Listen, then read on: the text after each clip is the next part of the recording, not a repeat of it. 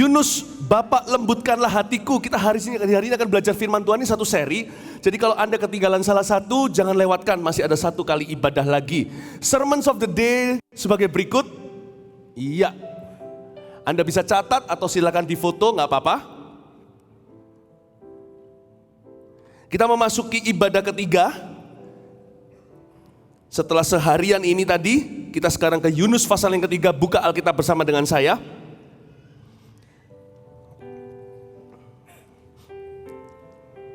Mentaati bagi Yunus nih, mentaati sekalipun dengan berat hati. Saya mau tunjukkan bahwa ketaatan itu penting sekali apapun perasaan hati kita. Ya, ke depan ini loh, Tuhan itu menghendaki setiap kita sebagai orang Kristen, anak-anaknya, untuk berjalan dalam ketaatan. Nah, kita belajar dari Yunus. Kalau Anda ketinggalan salah satu, pastikan Anda menyusul mendengarkan khotbah yang sebelumnya ini. Ya, kita lihat pertobatan Niniwe, Yunus pasal 3.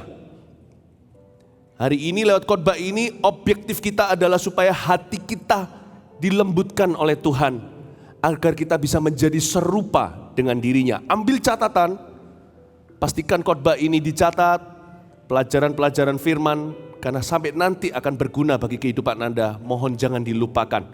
Rema-rema ini, eksposisi daripada setiap ayat, pasti berguna. Itu investasi ilahi dalam kehidupan orang percaya. Ya. Nah, sekarang kita pelajari tentang ketaatan. Bagaimana mentaat itu sebenarnya tidak harus dipengaruhi dengan apa yang kita rasakan. Ketaatan atau firman Tuhan itu mutlak. Kita baca ayat yang pertama, datanglah firman Tuhan kepada Yunus untuk kedua kalinya. Demikian, bangunlah, pergilah ke Niniwe, kota yang besar itu, dan sampaikanlah kepadanya seruan yang kufirmankan kepadamu. Bersiaplah Yunus lalu pergi ke Niniwe sesuai dengan firman Allah. Niniwe adalah sebuah kota yang mengagumkan besarnya, 3 hari perjalanan luasnya. Mulailah Yunus masuk ke dalam kota itu sehari perjalanan jauhnya. Lalu berseru 40 hari lagi, maka Niniwe akan ditunggang balikkan. Orang Niniwe percaya kepada Allah, lalu mereka mengumumkan puasa, dan mereka baik orang dewasa maupun anak-anak mengenakan kain kabung. Setelah sampai kabar itu kepada raja kota Niniwe, turunlah ia dari singgasananya. Ditanggalkannya lah jubahnya, diselubungkannya kain kabung, lalu duduklah ia di abu. Lalu atas perintah raja dan para pembesarnya, orang memaklumkan dan mengatakan di Niniwe demikian. Manusia dan ternak, lembu sapi dan kambing domba tidak boleh makan apa-apa, tidak boleh makan rumput, tidak boleh minum air. Haruslah semuanya manusia ternak berselubung kain kabung dan berseru dengan keras kepada Allah, serta haruslah masing-masing berbalik dari tingkah lakunya yang jahat dan dari kekerasan yang dilakukannya. Siapa tahu mungkin Allah akan berbalik dan menyesal serta berpaling dari murkanya yang bernyala-nyala itu, sehingga kita tidak binasa. Ketika Allah melihat perbuatan mereka itu, yakni bagaimana mereka berbalik dari tingkah lakunya yang jahat, maka menyesallah Allah karena malapetaka yang telah dirancangkannya terhadap mereka, dan ia pun tidak jadi melakukannya. Katakan amin. Katakan ketaatan kepada Tuhan itu mutlak. Ya. Sekali lagi semua katakan bersama-sama ya, ketaatan kepada Tuhan itu mutlak. 1, 2, 3. Ketaatan kepada Tuhan itu mutlak. Camkan dalam hati. Yunus, kita lihat dari ayat pertama, datanglah firman Tuhan kepada Yunus untuk kedua kalinya. Yang pertama, dia membangkang. Yang ke satu, Yunus lari. Yunus lari ke Tarsis. Padahal disuruh pergi ke Niniwe, itu lawan arah. Ya. Tarsis ini, Tarsus itu loh nantinya jadi kota asal mula Rasul Paulus. Yunus malah pergi, bukannya ke Assyria atau Asyur yang Tuhan suruh. Yunus cari kapal dari pelabuhan Yope atau Yopa atau Tel Aviv hari ini. Jadi Yunus ini firman Tuhan pertama, dia memungkiri. Tuhan itu maha sabar. Luar biasa loh. Tuhan itu padahal dia adalah maharaja. Dia raja di atas segala raja. Kalau sampai Tuhan bicara kedua kali sama kita, berarti kita keterlaluan. Mana ada titah raja itu diulang-ulang. Raja kalau sudah bicara, jangankan zaman dulu. Zaman dulu itu raja punya absolute power atau kuasa yang absolut. Zaman ini pun Sultan Hasan al-Bolkiah contohnya, jangankan sultan. Beberapa kerajaan seperti Brunei Darussalam, beberapa kerajaan lain masih ada, sudah semakin sedikit, semakin gak ada. Demokrasi di mana-mana. Perdana Menteri aja loh kalau ngomong. Presiden aja loh kalau bicara. Sekali cukup. Tuhan 2 kali. Apakah Tuhan turun wibawa? Bukan. Tuhan itu panjang sabar, bukan cuma sabar, panjang sabarnya. Tapi jangan anggap kesabaran Tuhan itu sebagai kesempatan untuk kita lelet mentaatinya, untuk kita terlambat. Jangan pernah mencobai kesabaran Tuhan. Allah kita itu kekal. Oleh karena itu setiap waktu itu berharga. Berarti waktu kita di atas muka bumi ini sangat terbatas dibandingkan kekekalan. Belum lagi kalau itu berkenaan dengan Injil atau orang yang harus diselamatkan. Mereka tidak akan hidup selamanya. Atau kita tidak akan hidup selamanya untuk bisa jangkau mereka. Ketaatan itu jangan ditunda. Yang rugi bukan Tuhan, yang rugi itu kita. Karena ketaatan yang tertunda adalah kemuliaan yang tertunda pula. Kalau kita taat kan, kita akan lihat kemuliaan. Kalau kita nurutkan, bukan berarti segala sesuatu akan baik-baik aja untuk kita. Bukan berarti kita tidak akan peroleh masalah. Tapi kalau kita tunduk sama Tuhan kan ada sukacita. Bapak Ibu Saudara, ketaatan itu jangan ditunda-tunda. Allah kita tidak perlu bicara 2 kali kepada hambanya. Pada kita semua. Sekali udah cukup. You know, God's commands are holy. Perintah Tuhan itu suci. Sekali diberikan, udah cukup untuk dilakukan. Ya. Oleh karena Tuhan itu holy, maha suci, maha mulia. Maka waktu pertama kali Yunus membangkang, hukumannya langsung adalah death sentence. Hukumannya adalah hukuman mati, capital punishment. Gara-gara Yunus di kapal itu yang berangkat dari Yopa. Yunus harus dicampakkan ke dalam lautan oleh awak kapal semuanya. Just one word from God, he disobeyed. Satu kata dari Tuhan dia tidak taati, dia tidak lakukan. Langsung surga, bumi, bahkan laut pun bersaksi hukuman mati terhadap dia. Bapak Ibu Saudara, kenapa orang Kristen sekarang suka menunda-nunda ketaatan? Apakah Tuhan di perjanjian baru ini kurang suci? Apakah Tuhan kurang holy? Kalau kita sungguh-sungguh respect dan honor Him, kalau kita betul-betul menghargai dan menghormati Dia, one word, satu kata aja cukup untuk kita lakukan. Tapi kadang-kadang ada kita-kita ini loh, kita-kita ini terlalu manja. Kita-kita ini kalau tidak didorong, tidak ditarik, kita tidak melaku. Kalau bahasa Jawanya melaku itu jalan. Makanya dari situlah keluar kata melakukan. Nggak bisa Anda melakukan kalau Anda tidak melaku dulu, nggak jalan dulu keluar dari perahu kalau Anda tidak bertindak dengan iman. Iman itu tindakan. Iman itu bukan pikiran. Peduli amat kita mikir apa, kalau kita tidak pernah melakukan ya sama saja, sami mawon, sama aja bohong. Tuhan kalau ngomong go, then you go. Tuhan ngomong forgive, then you forgive. Tuhan bilang stay, then you stay. Tuhan bilang give, then you give, kita kasih. Tuhan bilang bersyukurlah, maka bersyukurlah. Tuhan berkata jangan mengeluh, maka jangan mengeluh. Tuhan berkata injililah, injililah. Kalau Tuhan berkata bekerjalah, bekerjalah. Kalau Tuhan berkata berdoalah, berdoalah. Because God is so holy, Allah begitu suci. Setiap perintahnya itu kudus.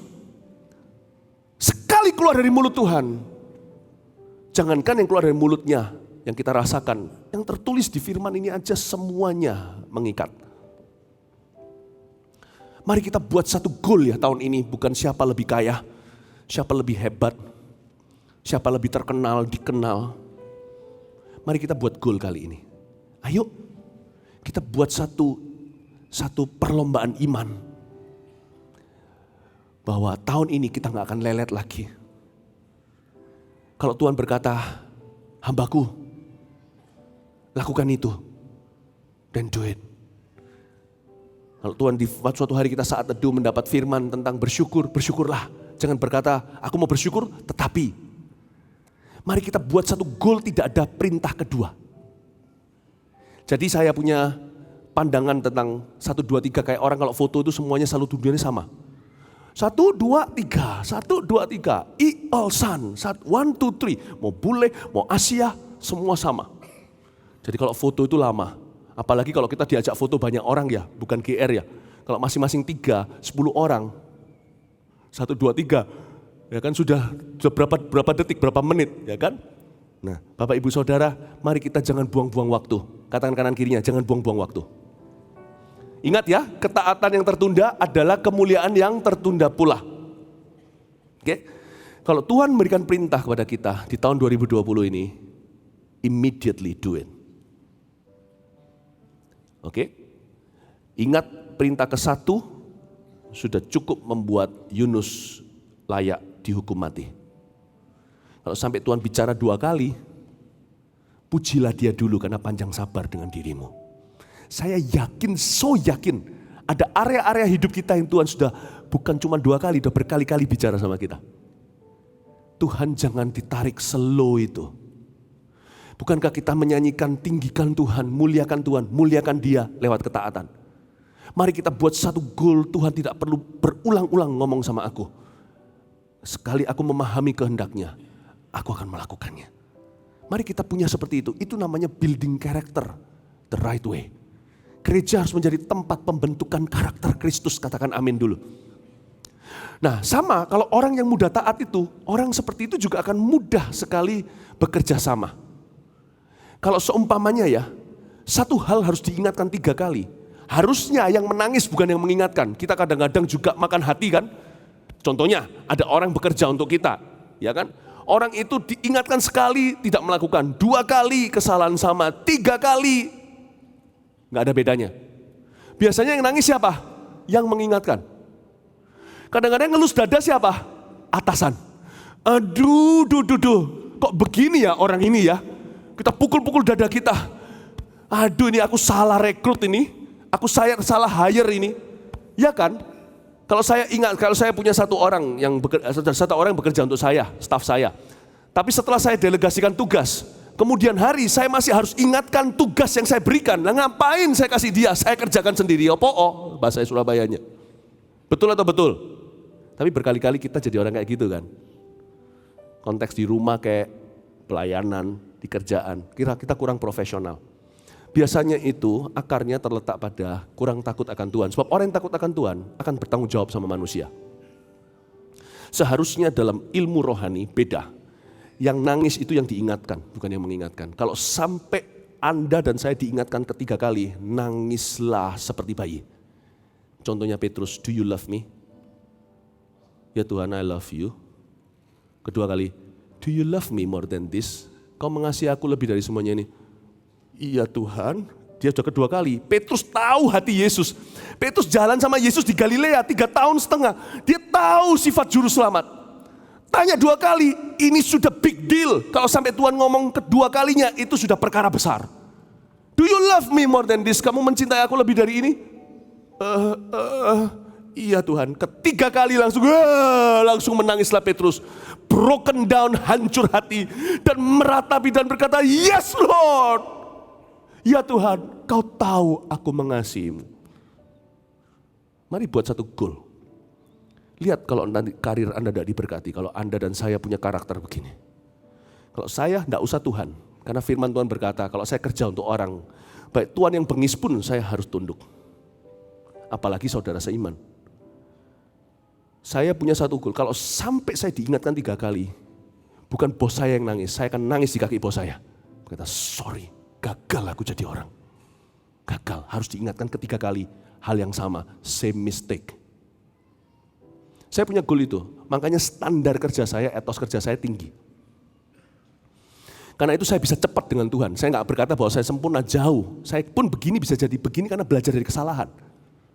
Saya punya time clock, saya punya stopwatch. Tapi yang saya tentukan, saya terapkan untuk diri sendiri. Kalau sampai manusia ingatkan saya 3 kali, berarti Tuhan harus 30 kali ingatkan saya. Kalau orang aja saya nggak ngerti, apalagi nggak terlihat. Kita seringkali biasa dengan standar.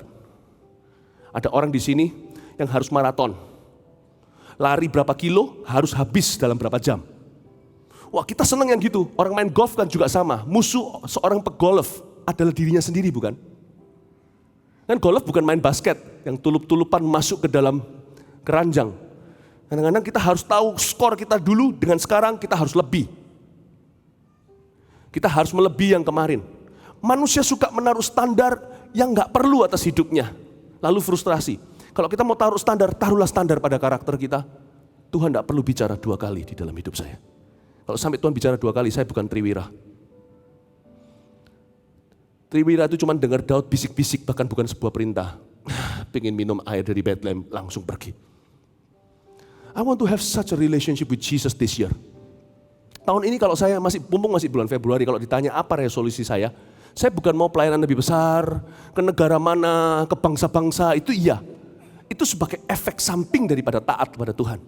Saya mau Tuhan bisa percaya sama Philip Mantova, Tuhan bisa percaya dengan Agus Setiawan, Tuhan bisa percaya dengan Fendi Gunawan, Tuhan bisa percaya sama Silvi Agustinus. Panggil namamu sendiri. I want you to be able to trust me, Jesus Christ trusting me. Mari kita sama-sama merindukan tahun ini kita jadi kepercayaan Tuhan. Jangan harapkan berkat. Jangan cari perkara duniawi itu. Carilah karakter Kristus. Minggu depan mulai saya akan khotbah soal wahyu. Salah satu perintah Tuhan. Suara Tuhan pada gereja-gereja yaitu 7 totalnya. Efesus, Laodikia. Tuhan bilang belilah padaku kain baju putih, jubah putih. Belilah padaku kemurnian hati. Belilah padaku emas murni. Harapkanlah agar karaktermu berubah tahun ini. Dimulai dengan apa yang Tuhan pesankan kita jalankan. Dimulai dengan apa yang Tuhan perintahkan kita lakukan. Oh Tuhan, aku mengasihi Engkau Yesus dengan segenap hatiku. Aku mengasihi Engkau Yesus dengan segenap jiwaku. Ku renungkan firman-Mu siang dan malam. Ku pegang perintah-Mu dan ku lakukan. Engkau tahu ya Tuhan, tujuan hidupku hanyalah untuk menyenangkan hati-Mu. Orang olahraga contohnya calisthenics misalnya. Dalam waktu 1 jam Anda harus repetisi beberapa macam olahraga kardiovaskular untuk memompa jantung, termasuk untuk membangun muscle atau ototnya. 40 menit sudah harus 5 macam, 4 kali repetisi. Wah, semua berlomba-lomba, push up sebanyak-banyaknya, sit up dan sebagainya. Manusia itu sebenarnya sangat welcome dengan perlombaan, dengan standar yang dia terapkan bagi diri sendiri. Tetapi firman Tuhan berkata, olahraga itu terbatas gunanya hanya untuk kehidupan sementara. Tapi kehidupan beribadah, itu bicara soal ketaatan, itu yang lebih kekal sifatnya. Terapkan pada diri sendiri. Tolak ukurnya apa? Aku mengasihi Yesus dengan segenap hatiku. Ku renungkan firman-Mu siang dan malam, ku lakukan perintah-Mu untuk menyenangkan hatimu. Jadi kita harus tahu measurement-nya apa.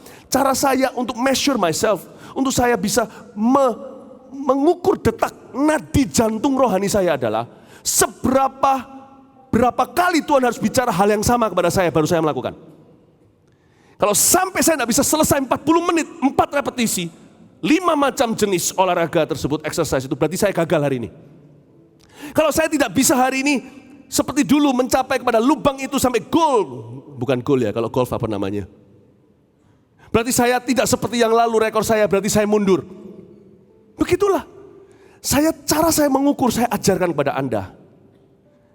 Saya mengukur diri saya sendiri dengan standar ini. Kalau sampai Tuhan harus bicara sama saya 2 kali, saya sudah mengalami kemunduran rohani. Ayo, saya kasih challenge ini, berani enggak nangkap? Kalau sampai Tuhan bicara 3 kali, saya akan nangis-nangis di kaki Tuhan berkata, I'm so sorry, I've been so stupid. Bapak Ibu Saudara, sekarang saya sedang ajari latihan rohani. Mari buat 1 goal, buat janji dalam hati. Mulai hari ini, ayat ini tidak akan berlaku untuk aku. Datanglah firman Tuhan kedua kali kepada Yunus. Sekali aja aku akan melaku. Katakan kanan kirinya, sekali aja aku akan melaku. Amin ya, bahasa Jawa sedikit ya. Kita lihat sekarang ayat yang kedua. Bangunlah, pergilah ke Niniwe, kota yang besar itu. Kata Tuhan kepada Yunus, Tuhan itu baik ya. Diulang lagi job deskripsinya. Nus, kamu ke Niniwe ya, kota yang besar itu. Alamatnya jelas. Kedua kali harusnya Tuhan tinggal bilang, Tuhan tinggal marah dan berkata, sudah jalan. Tuhan kasih lagi alamatnya. Bukan Tuhan itu cerewet, Tuhan itu detil orangnya. Kalau dia percaya, kita gagal, dia kasih kepercayaan lagi, diulang job deskripsi. Itu bukan karena Tuhan pikun atau takut kita pikun. Tapi setiap kepercayaan berikutnya adalah kepercayaan yang baru, grace. Seolah-olah baru diberikan. Kalau kita gagal sebelumnya, udah jangan ada tarik merah benangnya kepada kita. Jangan ada perasaan bersalah, percuma. Minta ampun saja, selesai, buka lembaran baru sama Yesus. Dan kalau Yesus sekarang memberimu perintah yang baru, meskipun mirip dengan perintah yang lama, meskipun sama, itu tetap perintah baru. Kalau Anda gagal kemarin jaga kekudusan, hari ini Anda bangun tidur, Tuhan kasih perintah baru untuk jaga kekudusan. Ya, jangan berkata, kemarin aku gagal kok, apa bedanya aku gagal lagi? Setiap kegagalan adalah kegagalan pertama kali. Every disobedience is fresh. Berarti every obedience is also fresh. Karena itu orang yang sudah pernah, katakanlah, hari sebelumnya dia pernah berzina. Kalau hari ini dia mau berbalik pada Tuhan dan melakukan kebenaran, sekalipun konsekuensi masa lalu masih ada, dia harus tanggung segala. Ingatlah, Tuhan memberimu kesempatan baru, jangan sia-siakan. Jangan berkata, aku udah terlanjur berzina, aku udah terlanjur korupsi, aku lanjutkan. Jangan begitu, tiap hari sebuah kesempatan baru, tiap hari kita bisa memilih untuk memuliakan Kristus. Kasih tepuk tangan untuk Tuhan Yesus. Ada satu anak muda jatuh bangun di masturbasi. Tentunya kalau sudah masuk ke dosa ini, pasti sudah juga ada pornografi. Dia datang ke saya dikasih sama hikmat sama Tuhan, karena dia bukan datang pertama kali. Lalu dia berkata, tolong kau doakan saya kelepasan, pemutusan dengan dosa segalanya, sudah pernah saya lakukan. Suatu hari dia datang ke saya dan berkata, aku jatuh. Saya tidak tanggepin dia, saya berkata, kamu mau ngapain hari ini? Loh kok, aku nih jatuh dalam dosa lagi. Nah ya, saya mau tanya sama kamu, hari ini loh kamu rencana apa? Kok, aku ini jatuh dalam dosa, tolong doakan kelepasan. Saya bilang, kemarin sudah terjadi, aku tidak bisa kirim kamu ke kemarin dulu. Aku tanya sama kamu, kamu hari ini mau ngapain? Kamu jatuh kemarin, oke, I know that, you just told me. Tapi saya tanya sama kamu, hari masih siang, ini ke depan sampai malam, kamu mau ngapain? Dia sadar, oh ngerti aku. I have a choice ya, you have a choice. You have a choice. Every obedience is fresh. Setiap ketaatan itu segar. You have a choice. Tapi kemarin aku diampuni Tuhan gak? Aku terus tertuduh. Ya sepatutnya kamu tertuduh. Tapi kalau kamu hidup terus dalam himpitan tuduhan, kamu gak akan pernah bebas. Kemarin mau gimana terserah. Pokoknya dari hari ini sampai 3 hari kemudian, kamu punya keputusan. Kamu jalan, nanti Tuhan akan urusi yang kemarin itu gimana. Minggu depannya saya ketemu dia dan berkata, kok aku menyesal. Tapi kalau saya jalan seperti dengan saranku Philip, saya jalan tiap hari keputusan baru. Tiba-tiba saya bebas merdeka. Lalu apa yang terjadi hari Senin yang lalu itu, saya menyesali suatu saat saya masuk hadirat Allah. Tiba-tiba dijamah Roh Kudus, padahal bukan lagu-lagu tentang dosa. Lagu tentang Allah itu baiklah, Tuhan itu cinta, Tuhan itu mengasihi aku dan sebagainya. Saya menangis jadi-jadinya, saya malu, menyesal, saya merasa kotor sekali. Tapi saya tidak jatuh lagi. Saya bilang itu dia. Every disobedience is fresh. Every obedience is fresh tuh. Kalau ada orang yang sudah hamil di luar nikah, jangan membuat dosa baru dengan diaborsi. Intinya begitu. Lahirkan anak itu. Dan taat mulai hari ini, jangan sembarangan hubungan. Kalau perlu, gedein anak itu sendirian. Pasti ada pertolongan Tuhan, malaikat kiri kanan tanpa bersayap akan berdatangan ke dalam kehidupanmu. Every obedience is fresh. Saya dulu pernah salah larikan uang orang, saya mengucap syukur padahal nggak bicara, nggak khotbah tentang itu. Tadi di salah satu ibadah sebelumnya ini setelah saya turun dari panggung, saya disapa satu jemaat dan berkata saya larikan uang perusahaan. Dengan menangis dia berkata, doakan aku. Saya suka karena dia bukan doakan cuma sekedar pemutusan, dia berkata doakan untuk aku bisa kembalikan. Saya bilang kamu ngaku, dia bilang aku mau mengaku, ngaku. Mau dimasukin penjara terserah, taatlah di penjara. Jadilah seperti Yusuf, koseklah WC di sana. Jadilah orang kepercayaan, dikasih kunci nanti sama juru penjara. Sampai Tuhan mengangkatmu kembali oleh juru minum, juru roti. Suatu hari salah satu orang akan mengingatmu dan kau akan diangkat ke tempat yang seharusnya, yaitu namanya pulih, tempat pulih. Don't make a new sin. Every obedience is fresh, every disobedience is fresh. You have a choice. Anda punya pilihan. Pilihan saya tahun 2020, 365 hari, sisa berapa hari, udah potong 2 bulan ini. I want to glorify Jesus. Saya mau taat sama Yesus. Peduli amat hati ini kalau berat dari kesalahan masa lalu atau kesalahan orang lain bahkan. Jangan pedulikan perasaan. Mentaati itu mutlak. Sekalipun dengan perasaan berat, sekalipun dengan tujuan, mentaati itu mutlak. Karena firman Tuhan itu fresh setiap hari. Katakan amin. Ya, mengasihi istrinya atau menghormati suaminya. Suami punya kesalahan masa lalu kali, ya kan? Yang membuat Anda susah mengampuni, karena wanita kalau sekali dikhianati itu susah sekali untuk kembali. Tapi hari ini Tuhan ajari Anda untuk mengampuni 7 kali 70 kali. Kesalahan yang sama loh. Bukan berarti Tuhan mendorong suami Anda untuk berzina 490 kali. Ini Tuhan perintahkan kepada sisi pengampunan. Yang ngampuni bukan yang berdosa. Yang berdosa Tuhan bilang begini, sekarang pergilah, aku tidak hukum kamu, tapi pergilah, jangan berbuat dosa lagi. Anda harus tahu firman ini untuk siapa? Firman bagi sang pendosa. Tuhan bilang go and sin no more, pergilah jangan berbuat dosa. Tapi firman kepada sang pengampun yang disalahi, ampuni 490 kali, dosa yang sama loh. Kalau Tuhan hari ini suruh Anda mengampuni, sekalipun suami kemarin dulu selingkuh, ampuni, fresh obedience. Ketaatan yang segar, forgive. Saya suka kata forgive bahasa Inggrisnya. Ada kata for, ada kata give. Forgiveness is a gift you give to yourself, for yourself. Saya mengampuni supaya saya menjadi pemberi, bukan pendengki.